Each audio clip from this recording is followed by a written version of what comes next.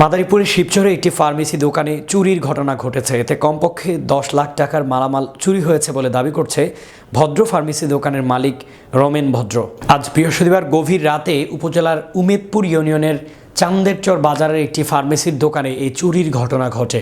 ক্ষতিগ্রস্ত ফার্মেসি দোকানের মালিক রমেন ভদ্র জানান, আজ গভীর রাতে দুর্বৃত্তরা ওষুধ দোকানের পিছনের টিনের দরজা কেটে তালা ভেঙে ঘরের ভিতরে ঢুকে নগদ 1 লাখ টাকা সহ প্রায় 10 লাখ টাকার মালামাল চুরি করে নিয়ে যায়। এই ঘটনায় থানায় লিখিত অভিযোগ দিলে পুলিশ ঘটনাস্থল পরিদর্শন করেন। এই ব্যাপারে শিবচর থানা অফিসার ইনচার্জ মোহাম্মদ রতন শেখ বলেন, ঘটনার সঙ্গে জড়িত ব্যক্তিদের শনাক্ত করতে পুলিশ অনুসন্ধান চালাচ্ছে।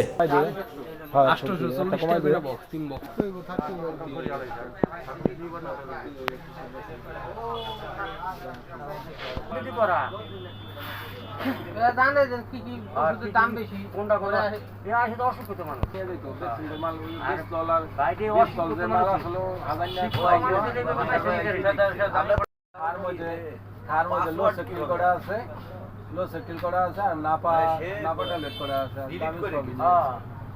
ভিডিও যেগুলো সেটা ডিলিট করে গেছে।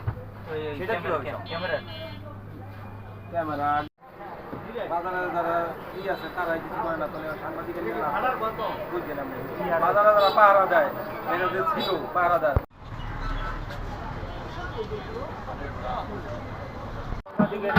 নাম্বার নাই, সাংবাদিকের কি না লাভটা লাভ হইব না। ঠিক আছে,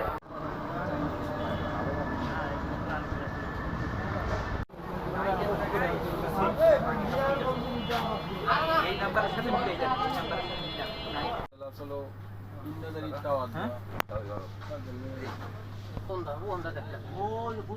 আরে দেখি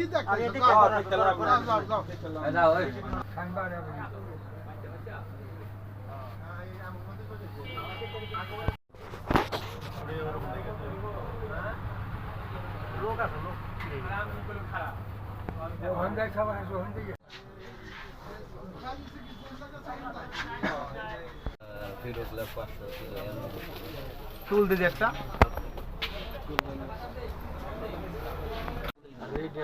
সব দামি দামি প্রোডাক্ট নিতে পারে, স্কোয়ার বডি নিয়ে গেছে